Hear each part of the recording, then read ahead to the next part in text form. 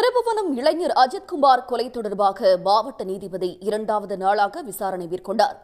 அவரிடம் அஜித்குமாரின் குடும்பத்தினர், நண்பர்கள், கோயில் ஊழியர்கள் உள்ளிட்டோர் சாட்சியம் அளித்துள்ளனர்.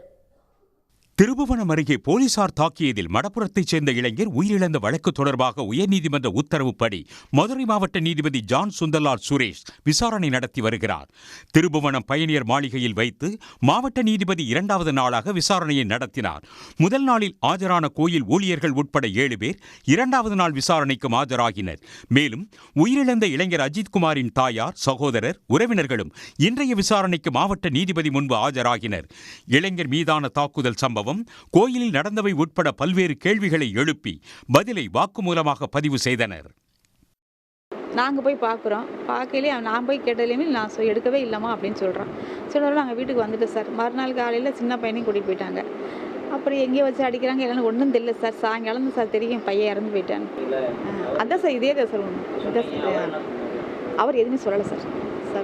இளைஞர் அஜித்குமாரை போலீசார் தாக்கியதை வீடியோ பதிவு செய்த அதே ஊரைச் சேர்ந்த சக்தீஸ்வரன் தனக்கு வெளி மாவட்டத்தைச் சேர்ந்த போலீசார் பாதுகாப்பு வேண்டும் என கோரிக்கை விடுத்தார்.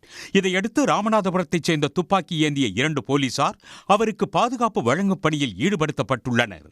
இதனிடையே அஜித்குமார் மீதான போலீசார் தாக்குதல் சம்பவத்திற்கு கண்டனம் தெரிவித்து சிவகங்கையில் சமூக நல இயக்கங்கள் சார்பில் ஆர்ப்பாட்டம் நடைபெற்றது. அப்போது புகார் அளித்த நிகிதா என்ற பெண்ணை வழக்கில் முதல் குற்றவாளியாக சேர்க்கவும் கோரிக்கை விடுத்தனர். இதேபோல் மதுரையிலும் சட்டக்கல்லூரி மாணவர்கள் கண்டன ஆர்ப்பாட்டத்தில் ஈடுபட்டனர்.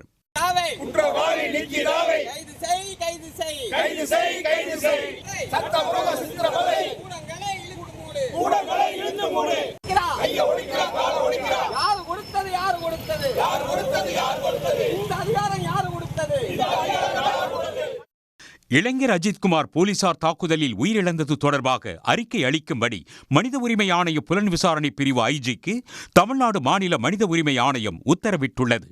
உடனுக்குடன் செய்திகளை தெரிந்து கொள்ள சன் நியூஸ் பெல் ஐகானை கிளிக் பண்ணுங்க.